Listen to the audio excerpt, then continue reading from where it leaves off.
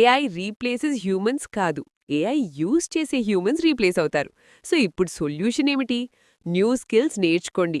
AI tools use చేయడం నేర్చుకోండి. Creativity develop చేయండి. టెక్నాలజీకి అడాప్ట్ అవ్వండి. ఫియర్ పడకండి. అండర్స్టాండ్ చేసుకోండి. ఫ్యూచర్లో సక్సెస్ అవ్వాలంటే ఏఐతో ఫైట్ చేయకండి. ఏఐని యూజ్ చేయండి. Future belongs to those who learn fast and adapt faster. So friends, మనం క్లియర్గా చూసాం, ఏఐ జాబ్స్ తీసేస్తుందా అన్నది ఒక హాఫ్ ట్రూత్ మాత్రమే.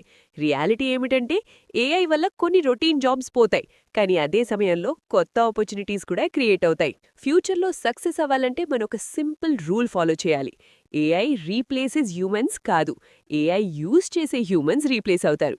So don't fear, learn, adapt and grow. Creativity, leadership, human values ఇవి ఏఐ రీప్లేస్ చేయలేవు.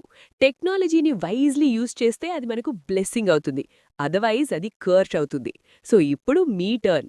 ఈ టాపిక్ గురించి మీ ఒపీనియన్ కామెంట్స్లో షేర్ చేయండి. Future belongs to those who learn fast and adapt faster, and I believe you are one of them.